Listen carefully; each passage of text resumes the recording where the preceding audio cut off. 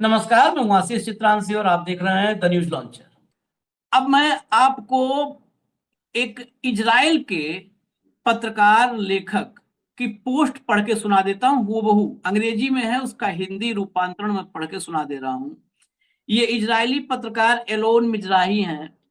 इन्होंने लिखा है, अब फिर से एक बात दिमाग में रखिए, ये ईरान के नहीं है, ये और कहीं के नहीं है, भारत के तो कतई नहीं है। अगर भारत के होते तो मैं पढ़ के कतई नहीं सुनाता। ये इजराइल के पत्रकार हैं। एक एक शब्द सुनिएगा, गौर से सुनिएगा।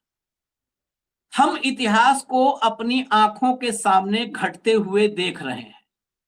सबकी उम्मीदों के खिलाफ ईरान इस वक्त अमेरिकी ठिकानों को इतनी गहराई और इतने निर्णायक तरीके से तबाह कर रहा है कि दुनिया अभी उसे समझने के लिए तैयार ही नहीं है। ठीक है, मान लिया हम नहीं समझ पा रहे, लेकिन दुनिया वो कह रहे हैं कि नहीं समझ रही है। दुनिया तो यही देख रही है और दिखाया जा रहा है कि अमेरिका और इजराइल ने ईरान को खत्म कर दिया है। सिर्फ 4 दिनों में ईरान ने इस पूरे इलाके में अपनी फौजी पकड़ का दायरा बढ़ा लिया है। सिर्फ 4 दिनों में, जो शुरू के 4 दिनों में बढ़ा लिया है। ईरान ने दुनिया के सबसे कीमती और सबसे महंगे फौजी ठिकानों, साधनों और उपकरणों को निशाना बनाकर तबाह किया है। ईरान ने दुनिया के सबसे कीमती और सबसे महंगे फौजी ठिकानों, संसाधनों और उपकरणों को निशाना बनाकर तबाह कर दिया है। बहरीन, कुवैत, कतर और सऊदी अरब में मौजूद अमेरिकी ठिकाने दुनिया के सबसे बड़े सैन्य अड्डों में गिने जाते हैं। इन्हें बनाने में कई दशकों में खरबों डॉलर खर्च हुए हैं, यानी 30 साल से ज्यादा के सैन्य खर्च का बड़ा हिस्सा अब धुएं में उड़ता हुआ दिखाई दे रहा है। हम देख रहे हैं कि करोड़ों डॉलर की कीमत वाले रडार एक ही पल में नष्ट हो रहे हैं। पूरी की पूरी सैन्य छावनियां खाली कर दी गई हैं, कुछ जला दी गई हैं और कई पूरी तरह तबाह हो चुकी हैं। मेरे ज्ञान के मुताबिक अमेरिका को अपने पूरे इतिहास में ऐसी तबाही कभी नहीं झेलनी पड़ी। शायद पर्ल हार्बर के हमले को छोड़ दें, मगर वह भी एक ही हमला था, सिर्फ पर्ल हार्बर पर। किसी भी सामान्य युद्ध में किसी दुश्मन ने अमेरिकी सेना के साथ वह नहीं किया जो ईरान इस समय कर रहा है। यह बात यकीन से परे लगती है। हालात इतने खराब हैं कि इस युद्ध से जुड़ी नई जानकारी लगभग पूरी तरह सेंसरशिप के पीछे छिपा दी गई है। आपने गौर किया होगा कि हर दिन हमें कम से कम जानकारी दिखाई जा रही है। 35 साल पहले इराक युद्ध के दौरान हमें लगातार वीडियो फुटेज दिखाए जाते थे। उस समय स्मार्ट बम और कैमरे नई चीज थे, फिर भी हर रात युद्ध के दृश्य टीवी पर दिखते थे। आज हालात यह है कि हमें लगभग कोई वीडियो ही नहीं दिखाई देती। इसको आप विजुलाइज कीजिए, आजकल चल क्या रहा है और वो बता जो रहे हैं। जरा समझिए, दुनिया की सबसे बड़ी सैन्य ताकत, जिसकी वायु शक्ति भी दुनिया में सबसे बड़ी मानी जाती है, 4 दिनों से हमले की स्थिति में है। दावा किया जा रहा है कि वह ईरानी रक्षा पंक्तियों को तोड़ रही है, लेकिन हमें कहीं भी ईरान के आसमान पर अमेरिकी वर्चस्व का कोई सबूत नहीं दिखता है। तेहरान या ईरान के किसी भी हिस्से के ऊपर उड़ते हुए अमेरिकी विमानों की फुटेज कहां है? ये फुटेज तो जारी कर सकते हैं, कहां है वो फुटेज? अमेरिकी सैनिक ईरान की जमीन पर कदम रखने का ख्वाब भी नहीं देख सकते। इस युद्ध की बेसब्री का अंदाजा इस बात से लगाइए कि चौथे ही दिन ट्रंप प्रशासन की ओर से अजीबोगरीब सुझाव सामने आने लगे हैं। वे कह रहे हैं कि फारस की खाड़ी से निकलने वाले तेल के जहाजों को सैन्य सुरक्षा दी जाए। आप सोच भी क्या रहे हैं? आप अमेरिकी जहाजों को हजारों ईरानी मिसाइलों की मारक सीमा में भेजना चाहते हैं। इस वक्त कोई भी जहाज होर्मुज के जलडमरू मध्य में से सुरक्षित नहीं गुजर सकता। ईरान ने दशकों तक इसकी तैयारी की है, दशकों तक इसकी तैयारी की है। अब कुछ लोग यह बात कर रहे हैं कि कुर्द मिलिशिया को हथियार देकर ईरान पर हमला कराया जाए। यह कैसी बात है? क्या आपने ईरान का नक्शा देखा है? लगता है ट्रंप प्रशासन ने कभी ईरान का नक्शा देखा ही नहीं। देखिए, आप लोग भी मैप पर जाकर देखिएगा। ये जो आदमी डेप्थ में जियो पॉलिटिक्स को समझता है वो लिखता है, तो उसको आप गंभीरता से देखिए और सोचिए। लगता है कि ट्रंप प्रशासन ने कभी ईरान का नक्शा देखा ही नहीं है। आपको पता है वह कितना विशाल देश है। आप कहते हैं ईरान पर हमला कर दो, क्या 10,000 लड़ाकों की मिलिशिया ईरान पर कब्जा कर लेगी? 50,000 या 1 लाख? ईरान उन्हें निगल जाएगा। 10,000, 50,000, 1 लाख को ईरान निगल जाएगा। अमेरिका और इजराइल यह युद्ध पहले ही हार चुके हैं। वे बम गिराकर लाखों आम लोगों को मार सकते हैं, इमारतों को उड़ा सकते हैं, लेकिन वे यह युद्ध नहीं जीतेंगे। ईरान का सैन्य ढांचा और हथियार पूरे देश में जमीन के बहुत गहरे नीचे बने हुए हैं। अमेरिकियों के लिए और निश्चित ही इजरायलियों के लिए वहां तक पहुंचना लगभग नामुमकिन है। उन्होंने ऐसा सिलसिला शुरू कर दिया है जिसे वे खत्म करने की ताकत नहीं रखते। जब यह सब खत्म होगा तो अमेरिका फिर कभी पश्चिमी एशिया में उसी तरह वापस नहीं आ पाएगा। मध्य पूर्व में अमेरिकी मौजूदगी नहीं बचेगी। हमने कहा था, ये पोस्ट मैं अभी फ्रेश पढ़ रहा हूं। मध्य पूर्व में, मिडिल ईस्ट में अमेरिका की विदाई न हो जाए, बोरिया बिस्तर न बच जाए ईरान के चक्कर में। अमेरिकी मौजूदगी नहीं बचेगी मध्य पूर्व यानी मिडिल ईस्ट में। मैं यह बात पूरे यकीन के साथ कह रहा हूं। ये इजराइल के पत्रकार हैं हेमंत भाई। अब मैं इसके आगे कुछ और जोड़ दूं। ये बातें जो उन्होंने कहा कि चुन चुन के जिसको 3 दशक से ज्यादा में खरबों रुपए खर्च करके अमेरिका ने तैयार किया था, जो भी सैन्य अड्डे, डिफेंस सिस्टम, उसकी हालत आपको जरा मैं कुछ दिखा दूं। और शायद यही बौखलाहट है, यही चीज है जो ट्रंप बार बार ये बच्चों जैसे आकर के धमकी दे रहा है कि अब की पटक देंगे, अब की पटक देंगे। आज रात में, रोज रात में ही करता है। जरा लाइए, अब आगे खबरें दिखाइए जरा इसके। मिडिल ईस्ट में तीसरा युद्धपोत भेज रहा है यूएस। ईरान ने जॉर्डन में तबाह किया अमेरिकी डिफेंस सिस्टम। जॉर्डन का डिफेंस सिस्टम 300 मिलियन अमेरिकी डॉलर लगा करके बना था, पूरा का पूरा तबाह कर दिया। इसमें डैमेज नहीं हुआ है, डैमेज और डिस्ट्रॉय मैंने पढ़ के बताया था। ब्लूमबर्ग ने जो लिखा है, ब्लूमबर्ग ने लिखा है डिस्ट्रॉयड।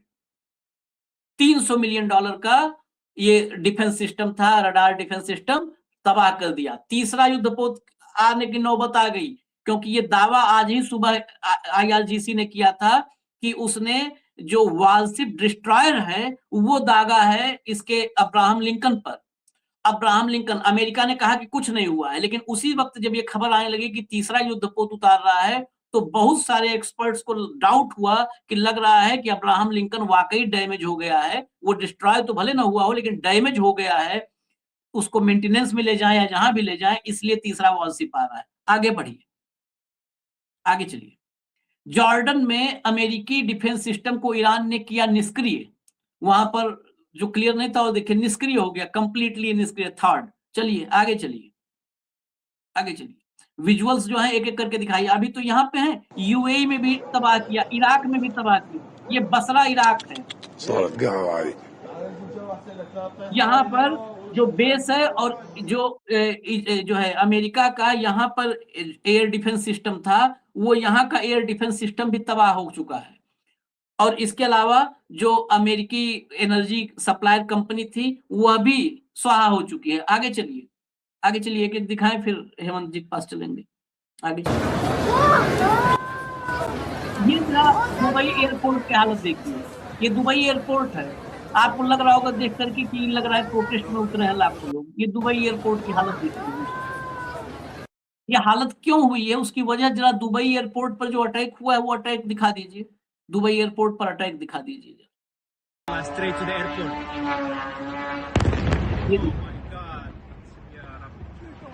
ये तो ताजा तस्वीरें थी, उसके बाद बताया जा रहा है कि वहां पर और आग फैलती गई।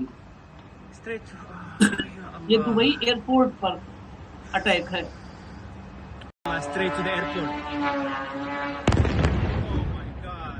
चलिए अगला, आगे चलिए, आगे चलिए, अगला लाइए।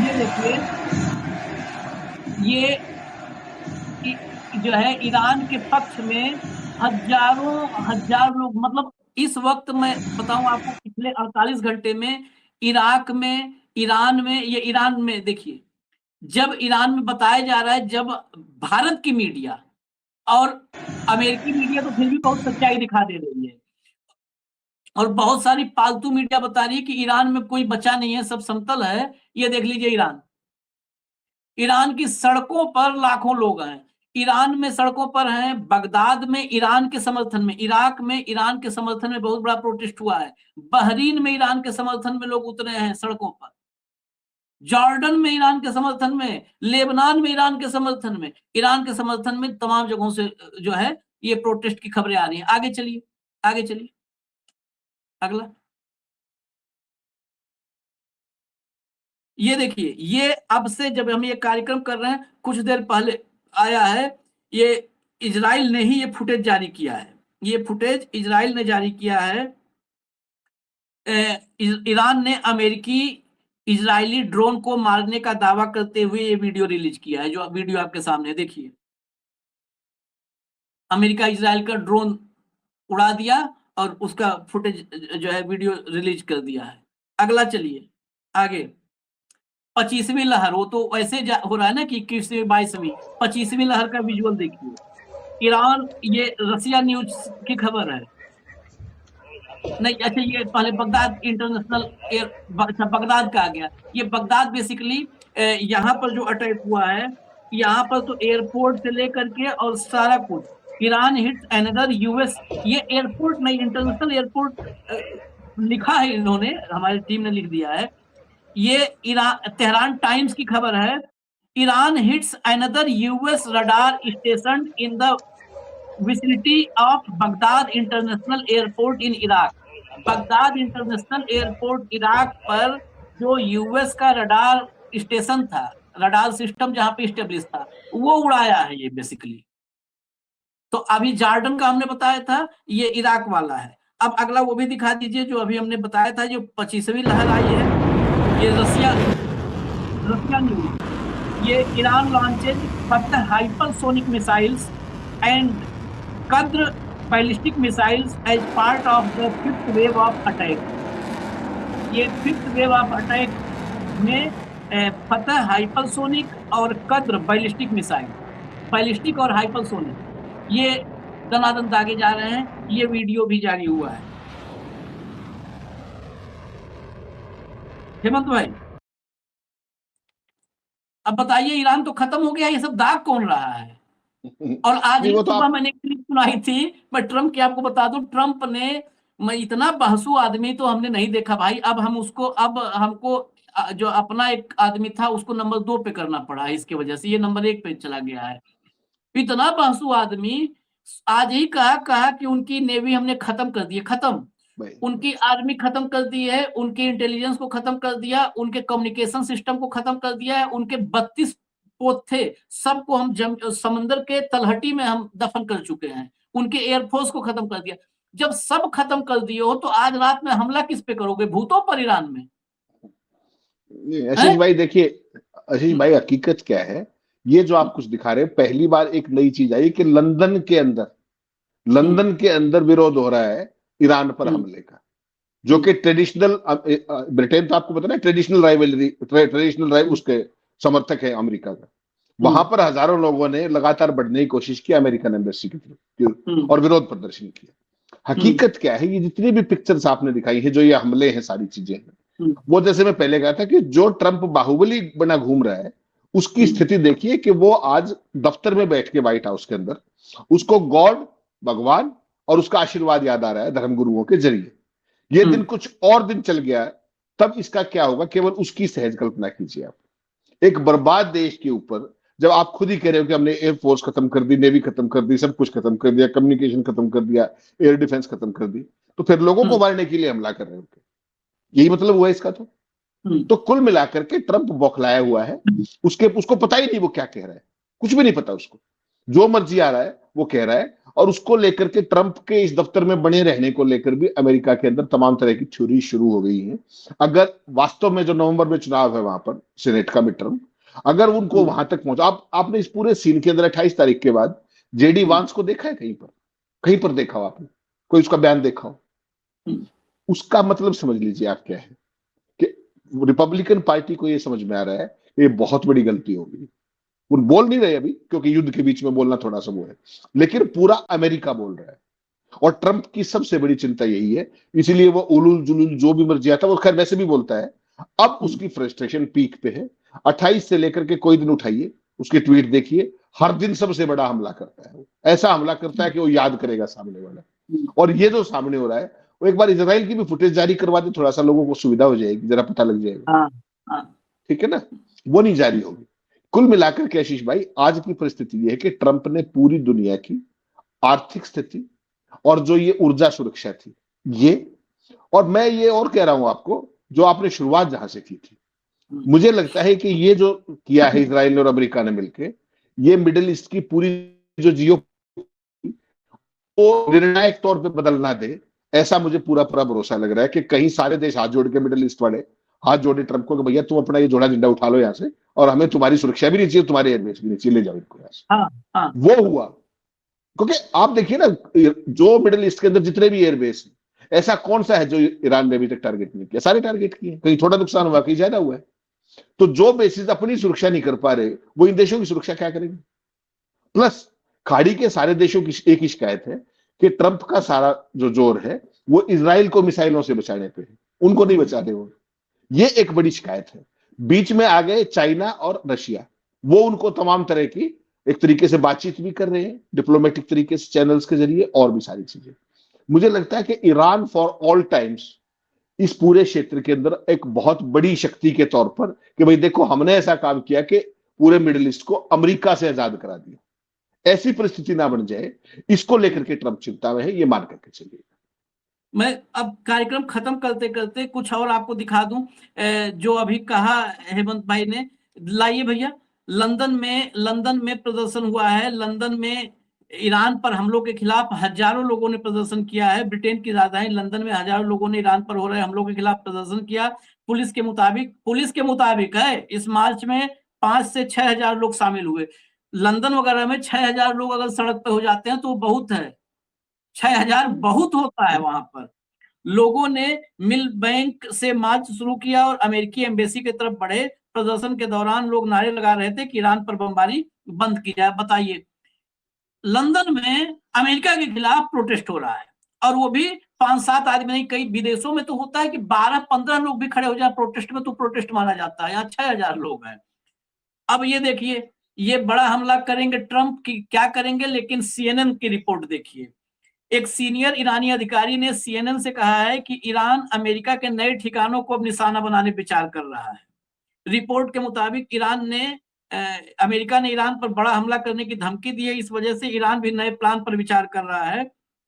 अधिकारी ने कहा कि ईरान अब अमेरिका के उन ठिकानों और सैन्य बलों की पहचान कर रहा है जो अभी तक उसकी टारगेट लिस्ट में नहीं है। अगर अमेरिका ने कोई गलत कदम उठाया तो ईरान उन ठिकानों पर हमला कर सकता है। हालांकि अधिकारी ने यह नहीं बताया कि हमले कब और कहां हो सकते हैं। अगले जरा लाइए, इजराइल की हालत दिखा दीजिए। जंग में इजराइल के 1700 से ज्यादा लोग घायल हैं। इजराइल के स्वास्थ्य मंत्रालय ने बताया कि जबकि ये सब छुपाए हुए हैं, तब भी 1765 लोग घायल बता रहे हैं ये लोग। और एक आपको और मैं अपडेट दे दूं, ये इससे बहुत चीजें साफ हो जाएंगी।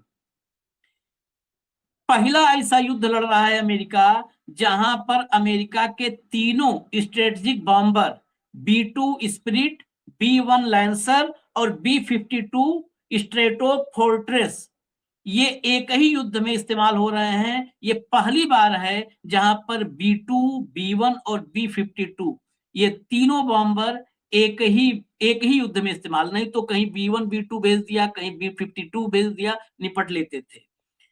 उसके अलावा यूएसएस गेराल्ड फोर्स और यूएसएस अब्राहम लिंकन के बाद अब यूएसएस जॉर्ज बुश भी डिप्लॉय हो रहा है। यानी तीनों एयरक्राफ्ट कैरियर भी पहली बार किसी युद्ध क्षेत्र में ऑपरेशन में शामिल होने जा रहे हैं।